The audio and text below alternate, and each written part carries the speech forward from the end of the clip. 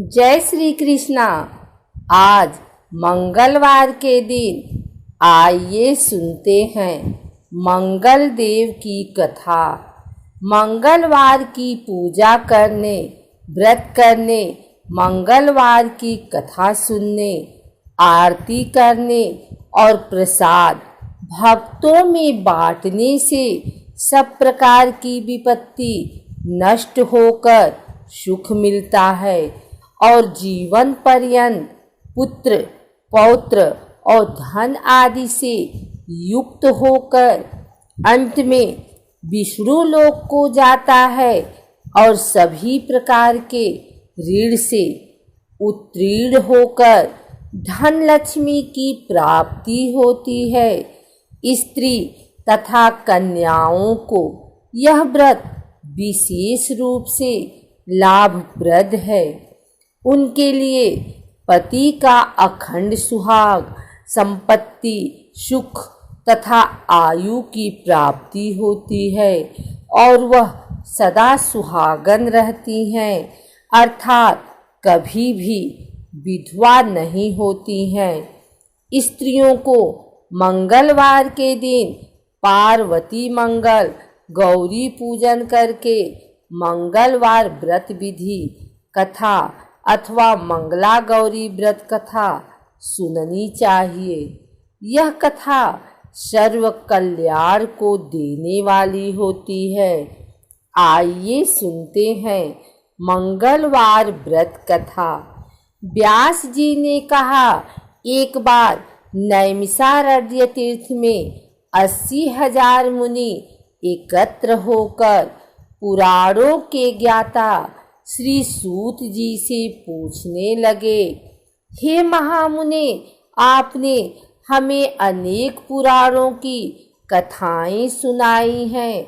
अब कृपा करके हमें ऐसा व्रत और कथा बताएं जिसके करने से संतान की प्राप्ति हो तथा मनुष्यों को रोग, शोक, अग्नि, सर्व दुख आदि का भय दूर हो।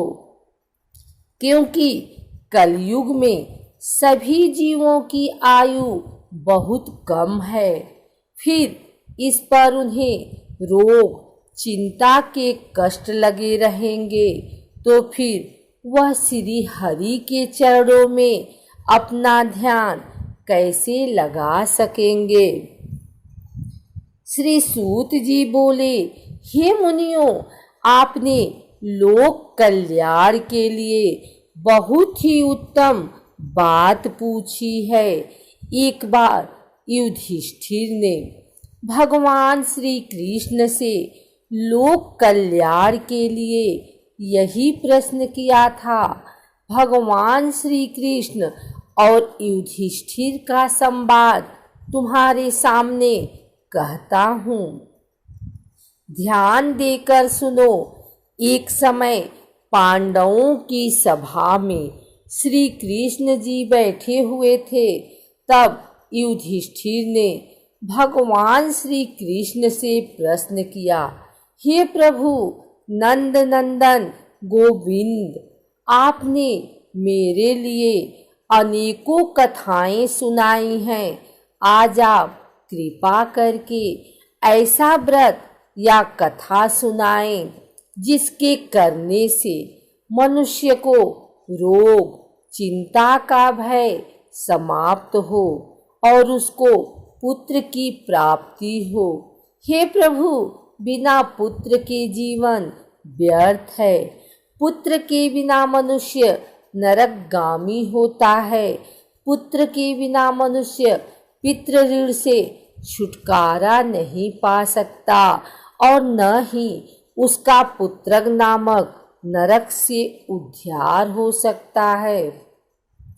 अतः पुत्रदायक व्रत बतलाएं। श्री कृष्ण भगवान बोले, हे राजन, मैं एक प्राचीन इतिहास सुनाता हूँ, आप उसे ध्यान पूर्वक सुनो। कुंडलपुर नामक एक नगर था। उसमें नंदा नामक एक ब्राह्मण रहता था। भगवान की कृपा से उसके पास सब कुछ था, फिर भी वह दुखी था। इसका कारण यह था कि ब्राह्मण की स्त्री सुनंदा की कोई संतान न थी। सुनंदा पतिव्रता थी, भक्तिपूर्वक श्री हनुमान जी की आराधना करती थी। मंगलवार के दिन व्रत करके अंत में भोजन बनाकर हनुमान जी का भोग लगाने के बाद स्वयं भोजन करती थी। एक बार मंगलवार के दिन ब्राह्मणी गृह कार्य की अधिकता के कारण हनुमान जी को भोग न लगा सकी, तो इस पर उसे बहुत दुख हुआ। उसने कुछ भी नहीं खाया और अपने मन में प्रण किया कि अब तो अगले मंगलवार को ही हनुमान जी का भोग लगाकर अंजल ग्रहण करूंगी। ब्राह्मणी सुनंदा प्रतिदिन भोजन बनाती, श्रद्धापूर्वक पति को खिलाती, परंतु स्वयं भोजन नहीं करती और मन ही मन श्री हनुमान जी की आराधना करती थी। इसी प्रकार 6 दिन गुजर गए और ब्राह्मणी सुनंदा अपने निश्चय के अनुसार भूखी प्यासी निराहार रही।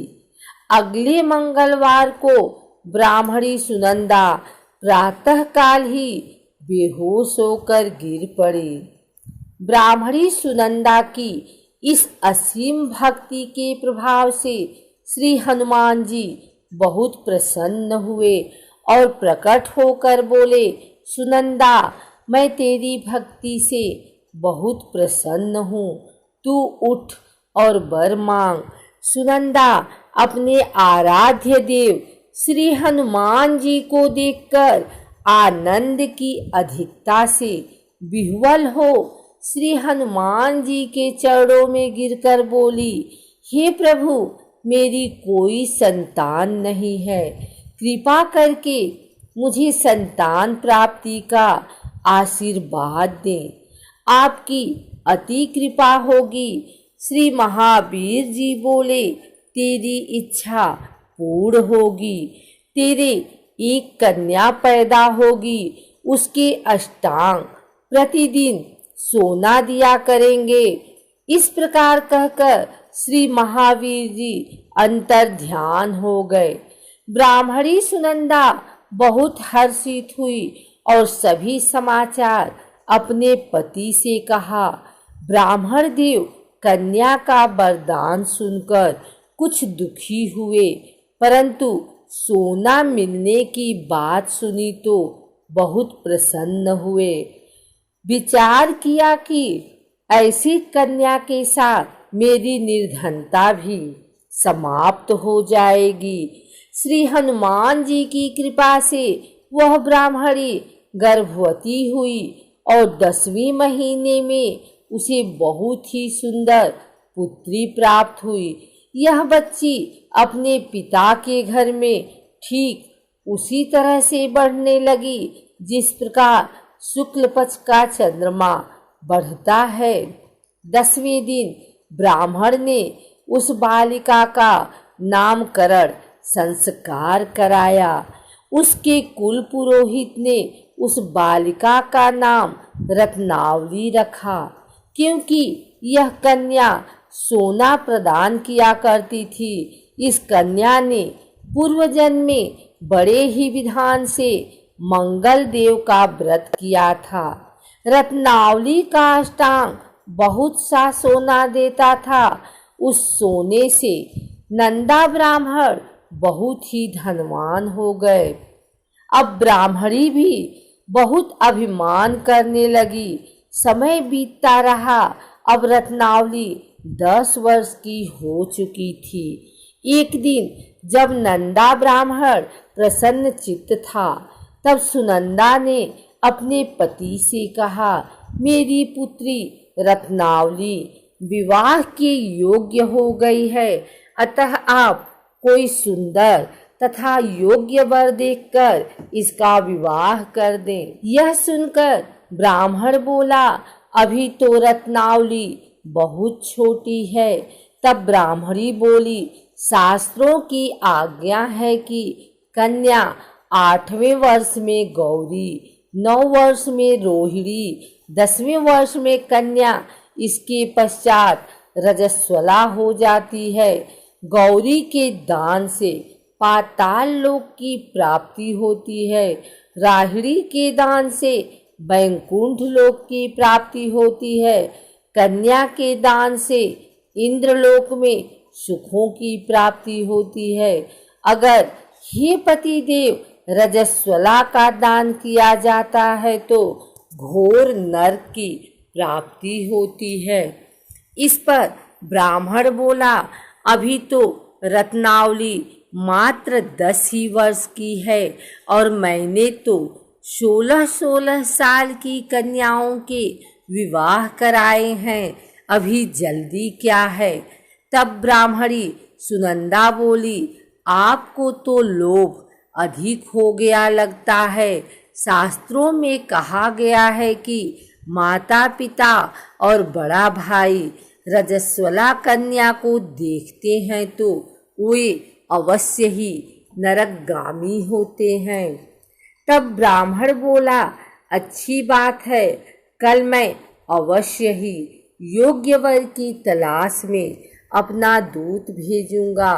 दूसरे दिन ब्राह्मण ने अपने दूत को बुलाया और आज्ञा दी कि जैसी सुंदर मेरी कन्या है वैसा ही सुंदर वर उसके लिए तलाश करो। दूत अपने स्वामी की आज्ञा पाकर निकल पड़ा। पंपई नगर में उसने एक सुंदर लड़के को देखा। यह बालक एक ब्राह्मण परिवार का बहुत ही गुणवान पुत्र था। इसका नाम सोमेश्वर था। दूत ने इस सुंदर व गुणवान ब्राह्मण पुत्र के बारे में अपने स्वामी को पूर्ण विवरण दिया। ब्राह्मण नंदा को भी सोमेश्वर अच्छा लगा और फिर शुभ मुहूर्त में विधि पूर्वक कन्या दान करके ब्राह्मण ब्राह्मणी संतुष्ट हुए। परंतु ब्राह्मण के मन तो लोभ समाया हुआ था। उसने कन्या दान तो कर दिया था पर वह बहुत खिन्न भी था।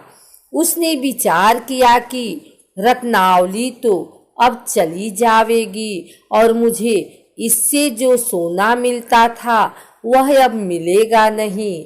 मेरे पास जो धन था कुछ तो इसके विवाह में खर्च हो गया और जो शेष बचा है वह भी कुछ दिनों पश्चात समाप्त हो जाएगा।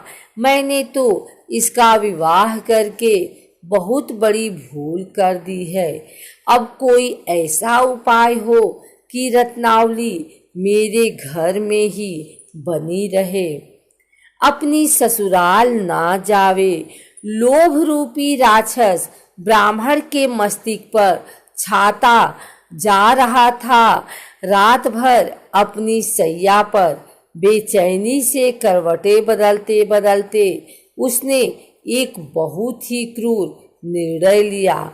उसने विचार किया कि जब रत्नावली को लेकर उसका पति सोमेश्वर अपने घर के लिए जाएगा तो वह मार्ग में छिपकर सोमेश्वर का वध कर देगा और अपनी लड़की को अपने घर ले आवेगा, जिससे नियमित रूप से उसे सोना भी मिलता रहेगा और समाज का कोई मनुष्य उसे दोष भी नहीं देगा।